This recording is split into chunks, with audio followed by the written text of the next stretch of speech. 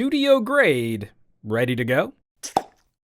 Okay, audio is still voodoo to way too many people. I used to produce videos as some audio guy before I was some gadget guy, but I pulled all those videos when YouTube jacked that channel's monetization. Maybe I'll put those up on Twitch someday. Anywho, people still don't seem to understand microphones in the same way that many more people are grokking better camera tech. I still run into way too many people that think, I just bought a nice microphone, it was expensive, so it must be betters. You probably wouldn't buy a camera and just generically pick up a nice lens. You'd take a look at what kind of lens you want, something you need to shoot the kind of stuff you want to shoot. So you wouldn't take an ultra telephoto lens that you could take pictures of craters on the moon and try to use that for in-studio product photography. It's the wrong tool for the job. Microphones are the same thing. You don't just blindly buy a nice one. You pick the right tool for the job you need to perform. I just had to get that off my chest. It's a general ignorance I've had to cope with for around 20 years of my professional career. I'm better now. Comica is becoming one of my favorite boutique audio brands. They've done a wonderful job of supporting low-cost field recording solutions. Their phone and camera wireless lavs are fantastic. They make solid, portable interfaces to power professional gear. I've enjoyed watching this company evolve as a bang for buck option in a space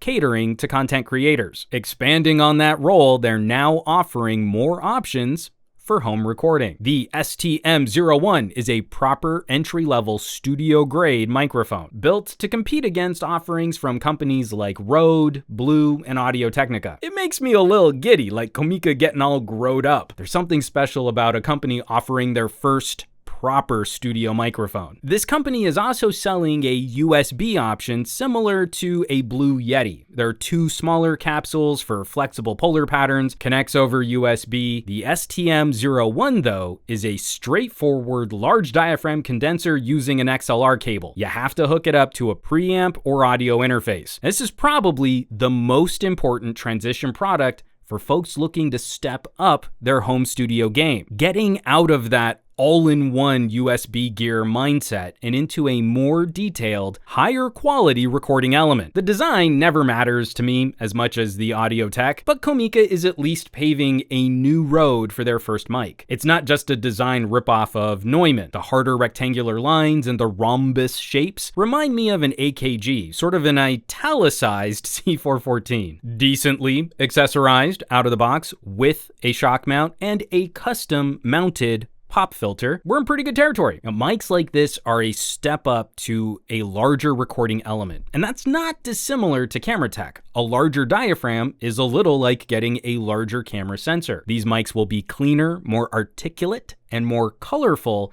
than tiny little condenser elements found on most USB microphones. That's the pro and con though. Do you really want a more detailed and accurate mic? Listen to your room right now.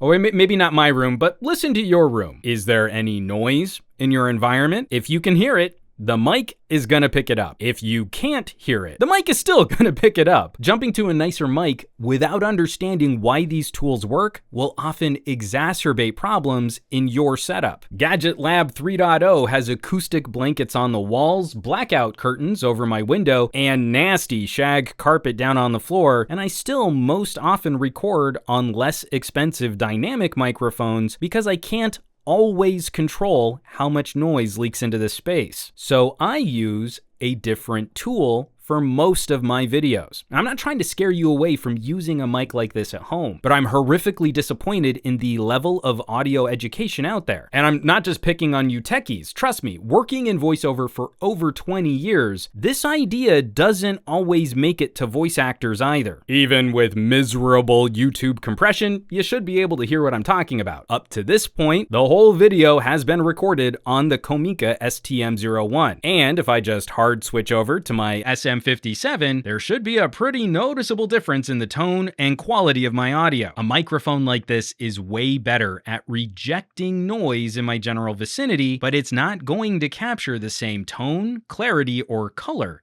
as a decent large diaphragm condenser. As for the Comica directly, it's a brighter mic than, say, a staple like the Audio-Technica AT2020 or my old M-Audio large diaphragm lollipop. I'm getting a bit more signal out of it than some of my older inexpensive condensers, but I am also getting a little more noise at similar levels. Where a Rode is more expensive, it also generates less self-noise. There's never a straight-up winner or loser. We're always balancing pros and cons against price. And there, the Comica is making a respectable argument for this tier of product. It seems really simple, like maybe you're paying more for less, but nailing the core design and functionality of a mic like this is a lot trickier than it looks. You don't get all the bells and whistles, multiple polar patterns, roll-offs, pads, on microphone volume controls, all the things we expect on USB mics to make them seem more premium. Some of that stuff can be handy on a studio mic, but when you're just starting to make studio-grade mics,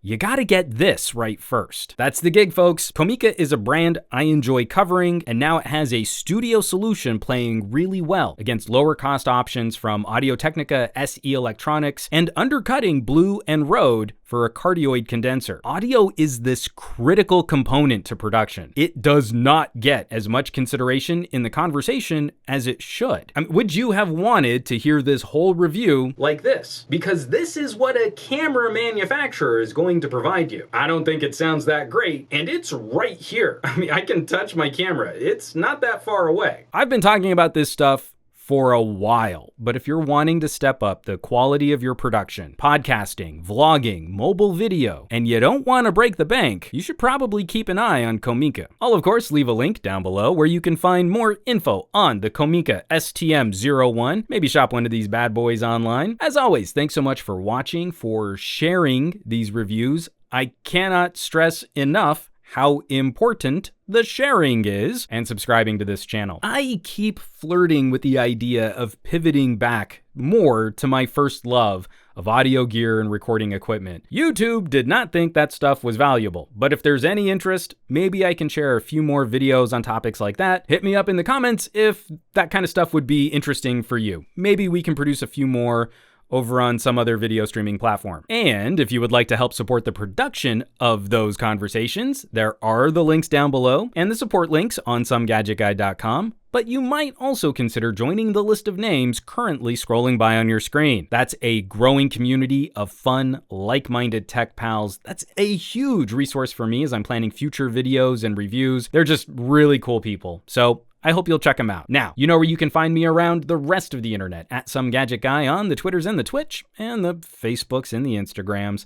And I will catch you all on the next review.